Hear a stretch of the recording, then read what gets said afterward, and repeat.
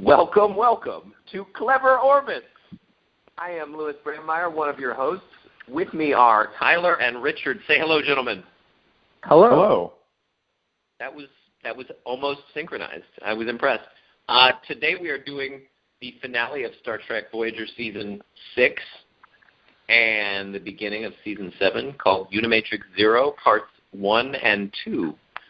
And they were just I like these episodes. They're really good.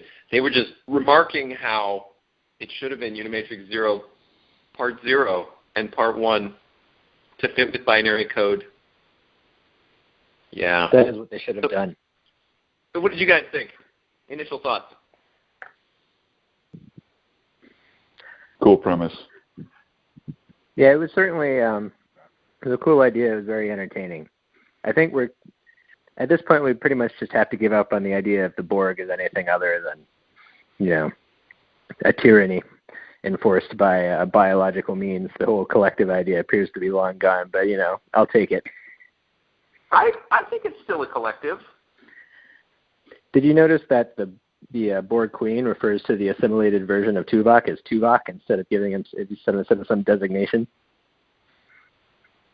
Well, that's true. Well, because they're special drones, right? Locutus was a special drone. Picard went well. Yeah, he got a different name, man. Oh. You're saying Tuvok should have gotten a different name. Yeah. If he was special. I think the writers just forgot what was going on with the Borg. That's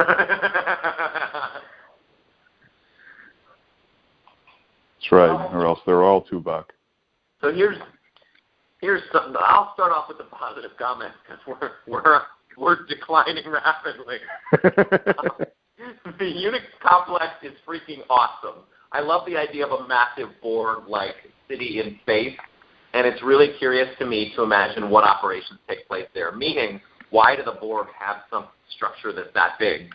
And what do they use it for, and what do they do there? And is it like a home base? And why is it in space rather than on a planet? There's all kinds of interesting questions to ask about that. Yeah, it's pretty cool. I guess they're just so technologically advanced. They're so far beyond anything natural that a planet just doesn't give them the resources they need.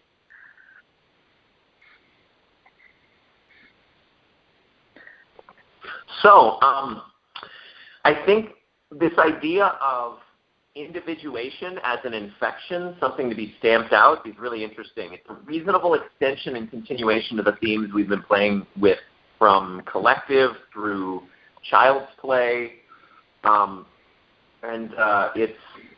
it's really well done, I think. Like, you started, actually it goes all the way back to Survival Instinct, where these Borg were united through their extra node that Seven gave them, and now Seven has to work to bring them back individuality, and then you come to the Borg from Collective who have who are children, and then Child's Play, you're still kind of playing with that idea of how does a Borg individuate after being a Borg? That's really what they're playing with for most of Voyager. What is it like to be a post-Borg? Remember, Richard, what is it like to be a bat? kind of like that, except on a much less interesting scale. So they're kind of playing out that theme to a conclusion with this. It's completed. Yeah, it seems like they're doing is they're exploring a lot of variations of people and circumstances that are sort of halfway Borg. People that were in the Collective and left, or people and they want to get back, and some of them don't want to get back. It's like this whole ecosystem of pseudo-Borg stuff that's just flowing around the Delta Quadrant. And in this case, what we're up against is some drones where I guess the anti-individualism chemicals or procedures or whatever didn't quite work, and so they've developed this dream world where they can exist as individuals. I guess one of the really interesting things... I'm curious how that world developed is a question, but go ahead.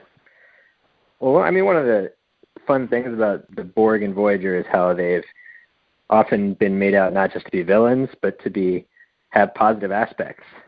They provide this sort of community, like in the very first Borg episode in Voyager, there's people that actually miss being part of the Collective and they form the cooperative. But and so that's kind of rolled back at this point. And that's fine. You know, I think they've done plenty of exploration about the good sides of the Borg, and, you know, we've had plenty of that. It's time to have some good resistance fights against the evil tyranny of the Borg. I'm on board for that at this point. Yeah, I thought the idea of, so this didn't strike me in Dark Frontier, but it really struck me now. The idea of the Queen's chamber is really interesting and kind of odd. Like, when you consider the Borg as a collective, like, why does the Queen need her own room and her own ship? Yeah. It's really that special. Is there even really a queen? I mean, early on we were thinking maybe there's not really a queen, and the queen's just some, you know, diplomatic protocol. But at this point in this episode, it seems pretty clear that the queen is, in fact, you know, the ruler of the Borg. I think she's a software incarnation of what the Borg collective will is. And, like, maybe she's a holdover from when the Borg very first were conceived, such that, like, they felt they needed a centralized authority to organize the will of the collective. Like, the will of the collective, when you meet the Borg generally, is just a collective. Where does the coordination, the organization, the determination of the will of that collective come from? Programming-wise, just think about it in terms of computer science. Like, there has to be some kind of meta program, right, to organize and synchronize all the other programs? I mean, there's algorithms that are totally decentralized that can do interesting things. And I mean, the fun thing about the Borg is that they really provoke you to think, how could you coordinate without any central point of control? Well, I think that's I mean, a great idea to explore. Well, and it's clearly not. It doesn't quite lead to good TV drama, though, and that's fair, you know. If the Borg are just all interchangeable parts and for this big machine that's sort of beyond our comprehension, then there's only so much you can do with that. You got to have some characters within the Borg, right? Or else it's hard to write. Yeah, which is what they keep doing. They introduce Seven of Nine, they introduce the Borg Queen, they introduce the Borg children. And then the Lost Voyager episode where they fight the Borg geriatrics. Yeah, we missed that one. The Borg old people. I want to see the Borg nursing home. Actually, I'm pretty sure if a Borg gets a certain age, it just gets turned off. I mean, like, there probably are no Borg old people. So, when the Borg Queen intakes breath, it gave me the experience of, and the Borg became flesh and dwelt among us. There was a real, for me, I'm sticking to this notion that she was always a part of the collective, and from the very beginning, like, she was the determining protocol, and it was the way of organizing the hive mind, but she isn't always visible. Like, so from a marketing perspective, how do the Borg get positioned? Well, when we go back to Star Trek First Contact, there was all this conversation around they do things just to be scary because it's intimidating and gives them power in the situation. So I think that the collective is actually by itself more scary if there's no centralized authority. It's just confusing and befuddling even. So it adds extra layers of just like distraction for your enemy. So the Queen, she only becomes available or visible to view to the outside if it's necessary and if it's useful for achieving some end or some aim. That's my theory. That makes sense. And it explains why she appears in Dark Frontier, because she's engaging with Seven specifically. Seven is special on some level and special in retaining her individuality. And then here she occurs as more of like a mother figure. I mean, she does kind of occur as separate from, but I think that separate from, we can redeem the idea of a collective by just having her be the central directive authority of the programming of the collective itself. I like when she's talking to that kid in Unimatrix Zero, and she says, "You like having friends, right? Well, assimilation turns everyone into friends." That's really good. It's really good sales copy. And the kid's like, "Is that fun?" And she says, "Yes, it's fun," with like the least convincing facial expressions you could imagine for that statement. Yeah, you know what was funny? What I felt was funny, not only was there always a green light on the Queen's face, but when she visited Unimatrix Zero, the green light followed her.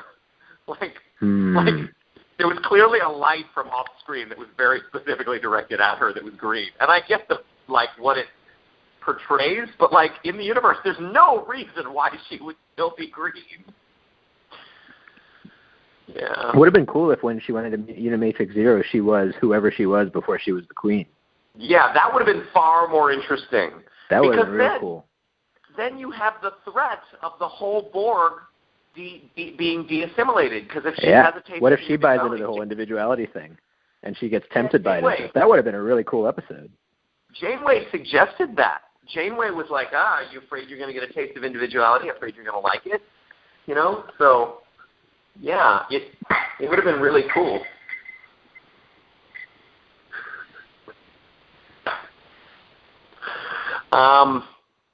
What specific species and woman was the Borg queen? It's something I'm curious about. Like, yeah, we know that from an acting standpoint, it's easier to hire the same actor who played the same character because you trust their character delivery.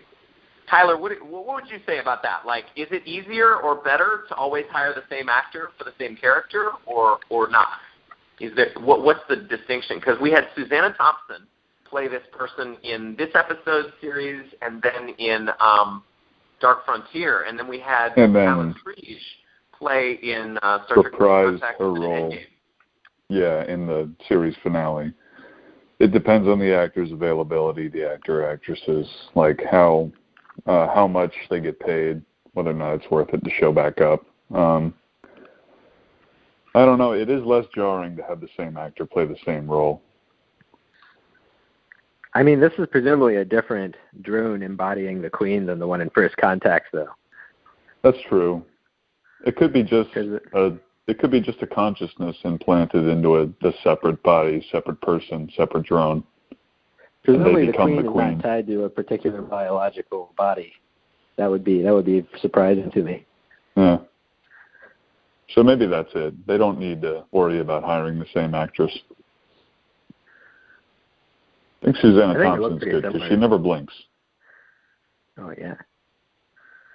I think that it's possible that it's the same woman, and that it's also the same species.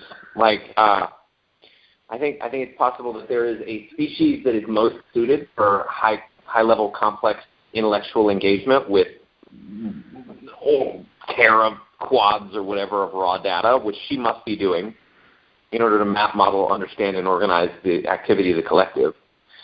And then I think it's funny and cool that it's a woman rather than a man.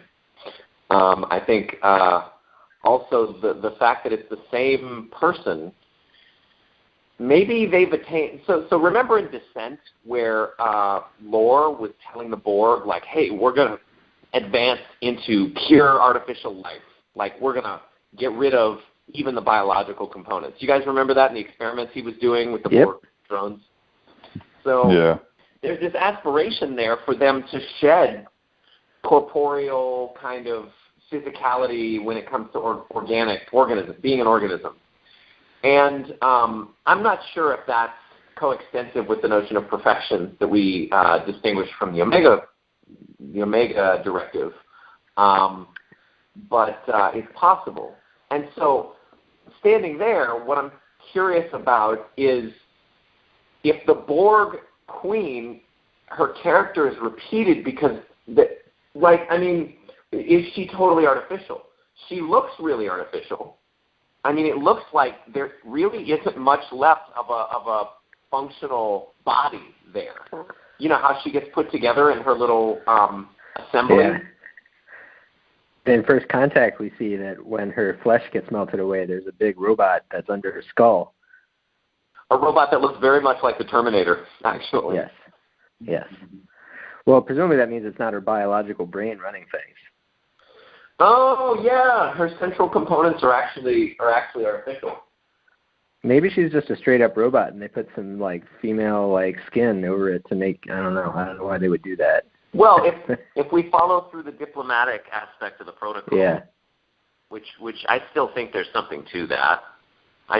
I think the Borg, knew in this case that we're going to be dealing with individuals, and so it's valuable for us to have an individual figurehead dealing with those individuals who've been separated off into Unimatrix Zero. I think that could. How about when the Queen summoned the infected drone at the very beginning of the first episode to her chamber and then like tortured him? Why did she have to do that in person? Couldn't that thing all have been done virtually, or like in the cell with some other drones acting on her behalf? Oh, well, it doesn't make for good TV if you do it that way. Yeah. So Richard, that's okay. You know, we've had a lot of fun with the Borg Collective. I'm fine with the Borg Empire. Yeah, we're almost done. We've got like 2 more episodes left. We've got the very first one. Well, actually, we've got 3 more, and the 3 that are left are actually the best. I'd say, not for the intellectual development of the Borg, but the use of Borg as just like action villains for the most part. There's Regeneration from Enterprise. There's Endgame from Voyager, and then there's Q-Who, which is the very first one. So we'll come full circle.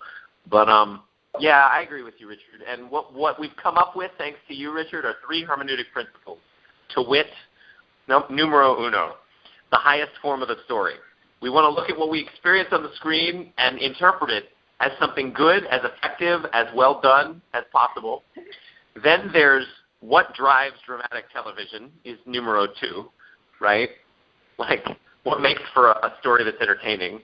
And number 3, like, what are we able to create based on extrapolation from combining all the episodes in the universe of the show? These are kind of 3 of our aims. Those are good principles.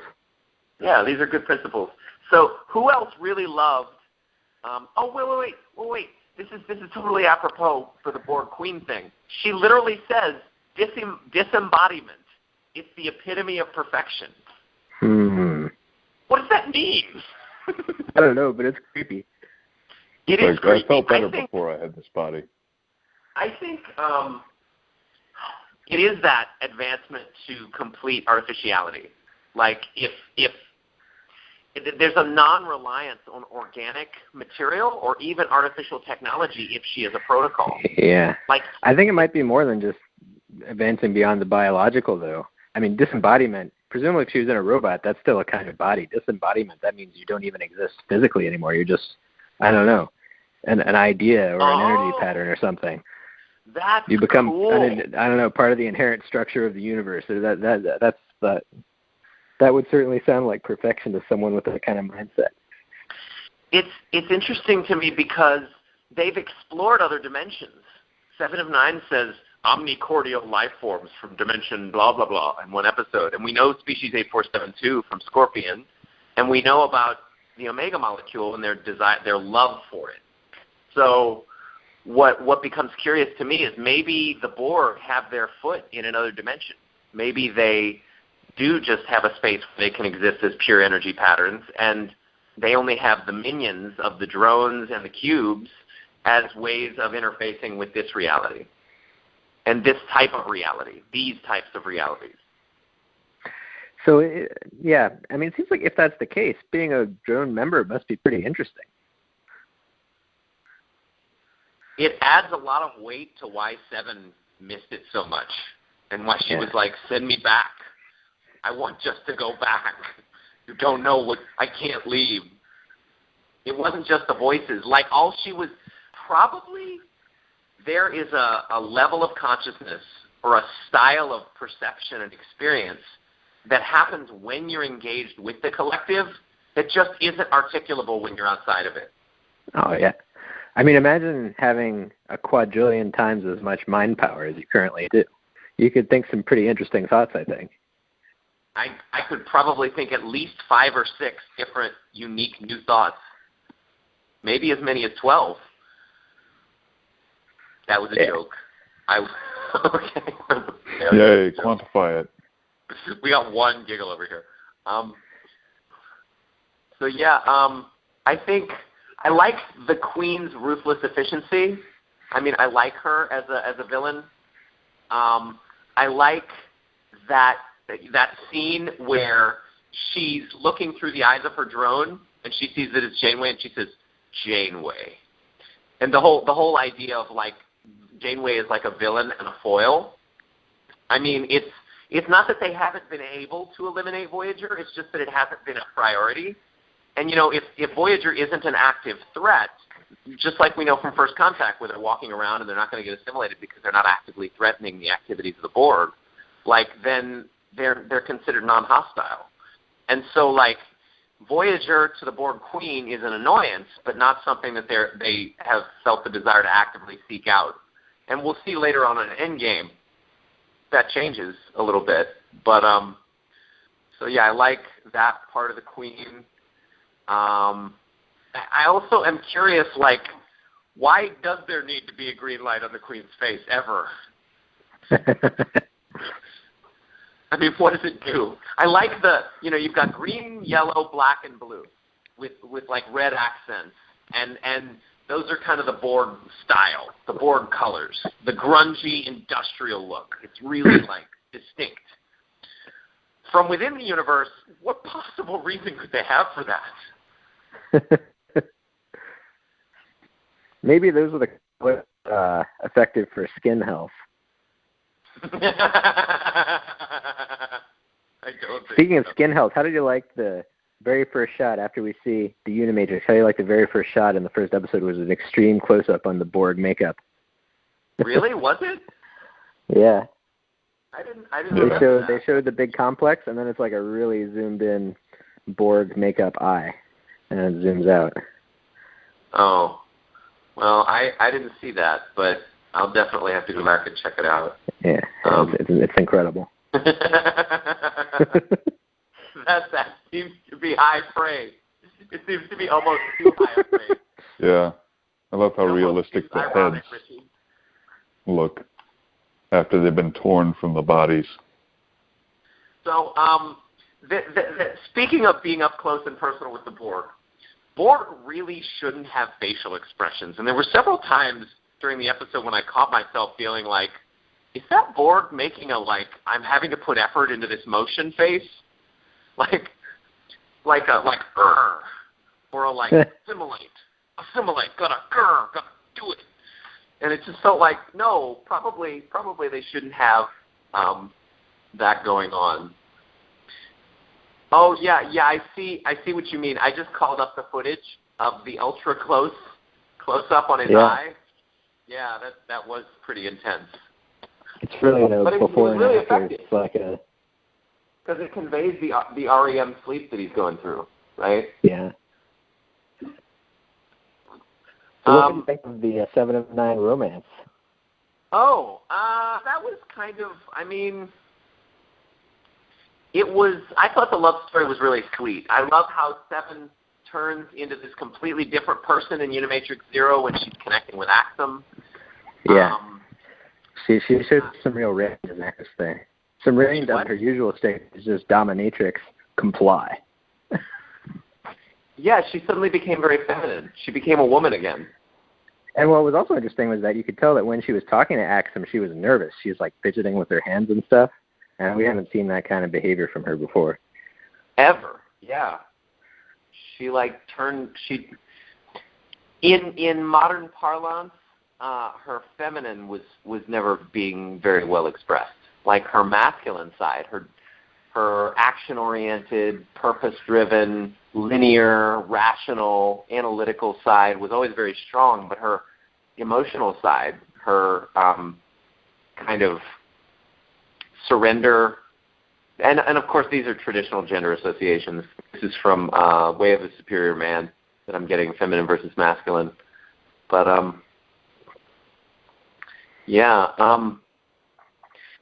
I liked, so to go back a little bit, I was primarily focusing on the first half, and I was going to finish that real quick. The bridging of minds, or as the Doctor calls it, the bridging of heads. I thought that concept was really cool. It was cool. Thank you for your agreement, Richard. I really appreciated that. I appreciated that in the Borg battle, when they're all on the bridge, they actually appear to be concerned and worried. There's some nice urgency in that bridge scene. I like the child's play, the last one we watched. Yeah, much better than the last one, and then the one before that. I still remember Tuvok, like the entire firing back and forth happens off screen, and Tuvok's just like he just doesn't care. So this is really cool. For what Janeway has asked, like, what would we call this thing? And she says, I prefer to call it a resistance movement. As in resistance to Utah. It's the first time a true, since its origin, socio-political alteration happens in the landscape of the Borg. It's the first time that even becomes possible. I mean, we had the invasive program, and then the genetic virus, and then species 8472, which were all threats to the collective, but we never had a way to liberate individuals from within the collective, which is why this whole storyline is good. Like, this is the new wrinkle that they had left to show us in the Borg. And what's interesting is that it's not just the individuality that lets them resist. It's the fact that within Unimatrix Zero, they can be together as individuals, and so they can still act collectively to resist while still being individuals, and that's what gives them the power. Could you restate that? That was difficult for me to understand. So, yes, like presumably lots of Borg drones have encounters with individuality all the time. But what's Unimatrix Zero special is that it's a place where the Borg can be individuals together. And so they can act collectively as a group of individuals. And it's that gives them the ability to resist the Borg more than an individual on its own. Interesting. I like that Janeway's good with a bat laugh. Yeah, where'd you learn that? I feel like every captain needs to know how to handle one. Yeah, it's like it should be part of being a Starfleet captain. How'd you like the part at the beginning? So one of my favorite. Go ahead. One of my favorite lines was when Janeway was talking about going to the collective, and Tuvok says, "Tactical Directive 36, da da da da da," which is why I need to come with you, and then B'Elanna goes, "Tactical Directive 36A," and I was like, "That's not how tactical directives work." That's not how the Force works. But yeah.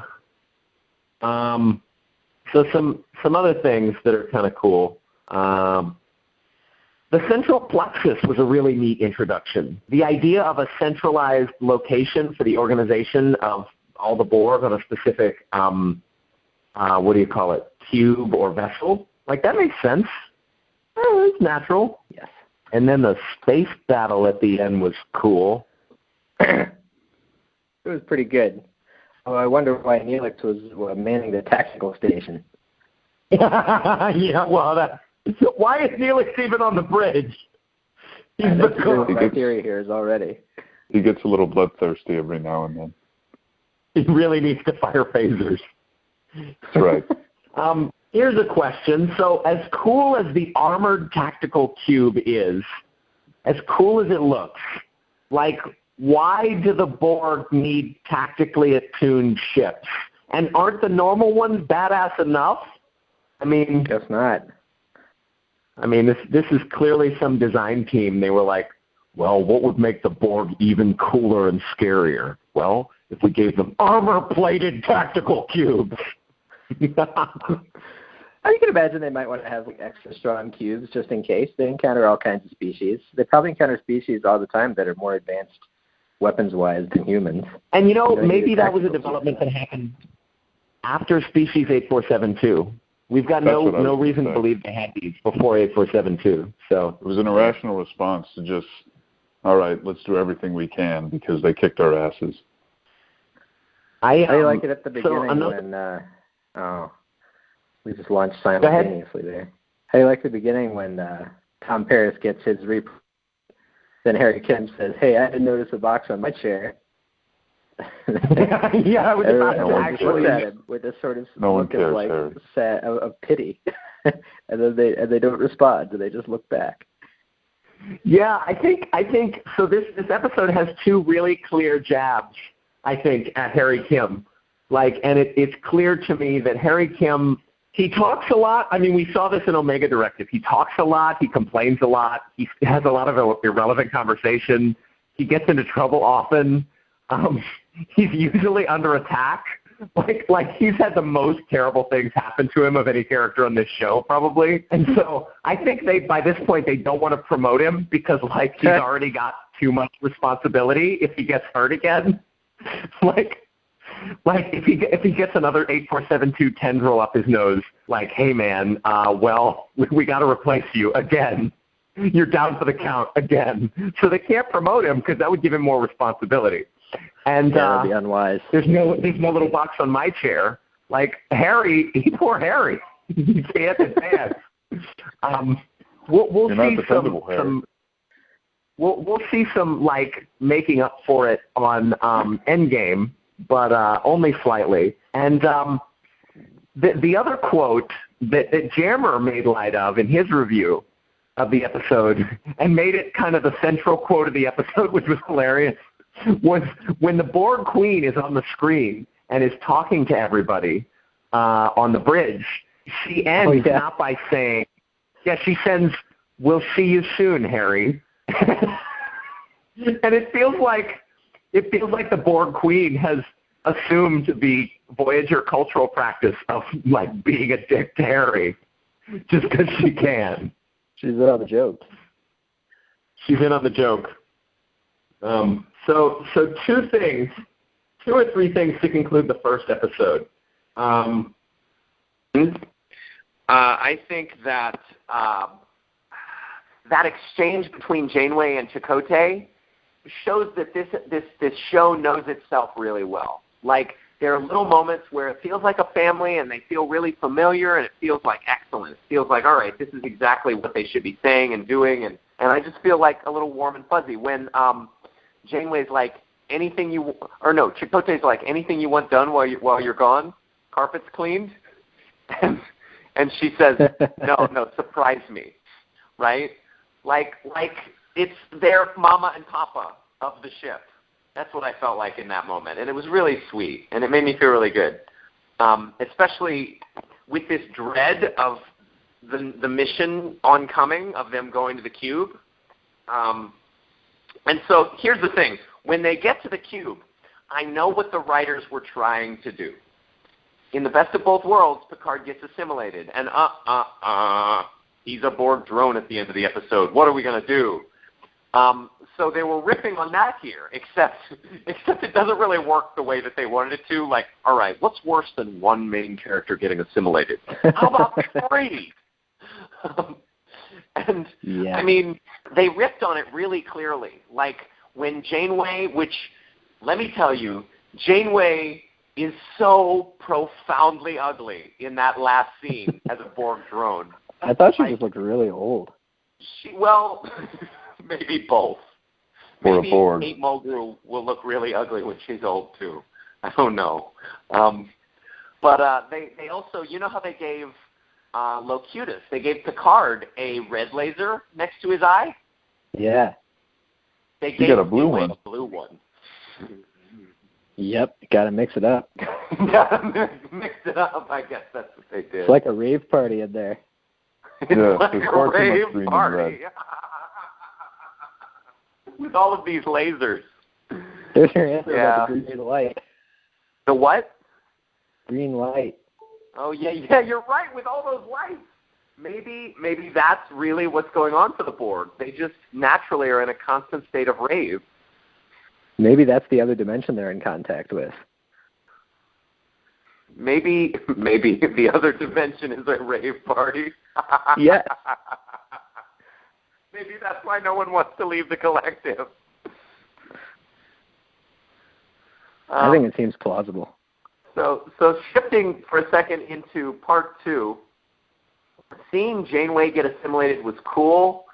The idea, so what do you guys think about this idea of them being able to mentally resist full-on incorporation into the Borg? Like, I thought that was tricky. I thought it was really the only dramatic direction the show has left with people getting assimilated. Like, somehow they're assimilated but not quite. It wasn't executed very well. Like assimilation seems to be a more thorough and more complicated process than would lend itself to the possibility of individuals still having their own thoughts with all this machinery that in their seemed body. a little bit not well explained. I like the effect of Tuvok's vision getting pixelated, though. That was a cool visualization of what was going on. That does fit and make sense, yeah. I mean, we could just say we accept it, and it makes enough sense, and it's fine. It's not terrible. This is the only time when I will accept hand waving as an explanation. I'm waving my hand, literally. I mean, the idea of being able to go undercover is a new spin and interesting, but a neural suppressant, what neural activity is you suppressing? I mean, here's the thing. I'm going to stop waving my hand for a second and give an actual explanation because I can't not. It's me. The idea is that maybe certain parts of the brain got preserved. Maybe Seven worked with B'Elanna and the Doctor to create some sort of, they know how to manipulate what are they called, nanoprobes, which they did with species 8472. So maybe they created a series of resistant nanoprobes that exist in like the prefrontal cortex where individual willpower and directed executive action is preserved, and connected that to a certain amount of functional memory and other stuff in like the temporal lobe and the rest of the neocortex. So like you have this one area of the brain that is quarantined using nanoprobes, and the neural suppressant keeps the Borg nanoprobes, the ones that aren't modified by the Voyager crew, away from infecting that one area of the brain, which is kind of a sensitive solution. Like it's not going to last forever, and it's just them doing the best that they can, and it'll last as long as it lasts, and the suppressant is to help with that combat. Does that make sense? That seems plausible. Cool. I just made an explanation, and it worked. All right. So one thing that was a classic, that was exquisitely classic, Jerry Ryan's face when she was skeptical receiving dating advice from a Klingon. It was just awesome. It was just like, wow. Let's see, what else? I like there was the a scene where she was, go ahead. Oh, there was a scene where a Borg was hit with a log, and as Jakar would say, he made a very satisfying thud. Thump. Thump. He made a very satisfying thump. Do not thump the Book of Jaquan. What were you going to say, Richard?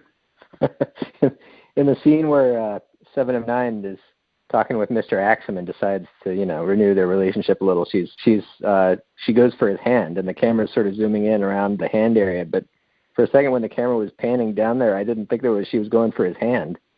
It was a provocative little shot.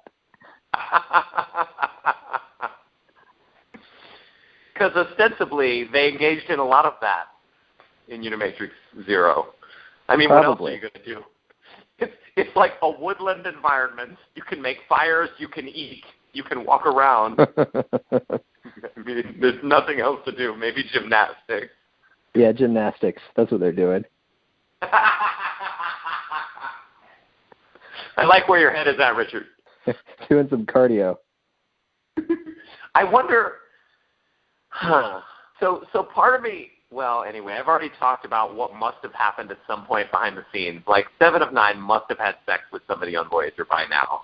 Like she's attractive enough to where dozens of men must have thrown themselves at her. And at some point she must have, for pure scientific curiosity, engaged with one of them. Yeah, her approach would be to choose some random guy off the roster and then call him in and say comply. Yeah, it would be very dominatrix like that. You will comply. Actually, that would make a really great scene for porno. I mean, I'm sure that scene has been written about, or maybe even filmed in various forms online. If we would, maybe we could do an episode about that. Thanks, Richard. Thanks. How low can you go? How low can you go? This is the first and only time on the Clever Orbits podcast that we will be discussing Star Trek pornography. Thank you very much. Let's see. There's a little bit more stuff about the Borg Queen that I've got, but did anybody else notice the quote, "the city of T'Pol"? Tuvok says, No. like, he's from the city of T'Pol. I missed that. Yeah, so what's interesting is, since Enterprise came after this and T'Pol's character was conceived of later, I think her character name was taken from this line in this episode, because it's the first mention of a city on Vulcan called T'Pol. So, or a place or a person. All right, so last couple things on the Queen, and then I'm complete. She says she was assimilated when she was young. This ties back into my concept of, why was the Queen specifically chosen? I think the Queen protocol chooses individuals whose nervous systems have been integrated with the collective for a much longer time for efficiency. Or that she might have just been lying to get the boys' trust when she said that comment. She might not have actually been assimilated. I don't think the Borg are beyond deception. I don't think we've ever really seen them use it or need to use it. And then here's the other thing, and the main reason why I stand by my Queen as the protocol that organizes the rest of the collective. When she says, "I'm losing voices," there has to be some metacognitive function that's aware of the incorporation of voices and the loss of voices due to the death or the assimilation of new drones. There has to be that, the awareness of the collective, there has to be an awareness of itself. And I think she simply is that awareness plus the execution of protocol. She's centralized, she's personified, and she's expressing and articulating that one will of the collective. So what I found weird was that turns this episode into a great contribution to our ongoing question of what the Borg is and how they are. But go ahead, Richard. She seemed to have some trouble identifying which voices had dropped out. Like, they seemed to not know exactly which drones had gone rogue. Like, you think they'd set up some CCTV cameras or something so they could watch and see if something weird's going on. And you'd think that she would, immediately know, oh, yeah, we just lost, 4 of 13. But they seem to have some kind of informational issues.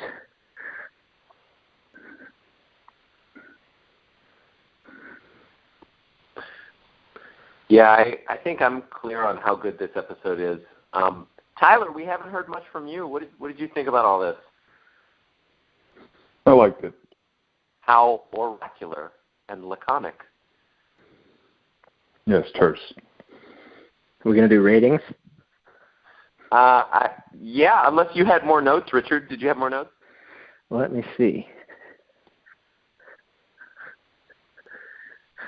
Harry Kim, excitement on the bridge, Mr. Axum. What do we got? Neelix in tactical position. No, I got it all covered, I think. Cool. Well, I give this episode a 9.5 out of 10. I can't think of much that could have been better. It was really entertaining. I enjoyed it. It contributes to the Borg. It's going to be fun to look back on this. How about you guys? Final ratings. I'd say 8.5. Ooh, why the low rating, Richard? That's a pretty good rating. It was excellent entertainment. It didn't give me any trippy ideas about the Borg, or I wasn't able to create them out of the show yet. You're saying even that little thing about the Queen at the end? Don't you agree with it? It was pretty good. When I think back on, at least right now, when I think back on stuff that we've discovered about the Borg from Voyager, though, the things that really stand out are the idea that people really miss it because they got real value from it, as expressed in things like survival instinct and the whole perfection concept from the Omega particle. My expectation is when I'm looking back on these episodes in a year, those two are going to stand out. And this one's, I'm going to remember it as good, but it's not going to be among the first two to come to mind. See, for me, it's all in that one line, "I'm losing voices." That one adds something to the Borg Queen's notion for me, or the notion of the Borg Queen. Yeah. In fact, now that we've had this conversation, I'm going to give it a 9.7. Yeah. And the part which everyone waits for, the moment of Zen, if you will, at the end of our podcast. Tyler, what is your rating? 0. What? It was good. I give it a 0. I don't understand. Which Unimatrix is this? 0. Oh, okay. So it's so good that it went past the 10 and it started over. That's what I'm taking your rating as, Tyler. Yes, 0. Okay. Well, this was great. I really enjoyed this. I hope you guys had some fun too, yeah? I had a blast. Everybody's being laconic today. Laconic and iconic. All right, so for next week, actually for 3 days from now, we're going to be doing Endgame, which is the final appearance of the Borg chronologically in the Star Trek universe, and the final appearance of the Borg on Voyager.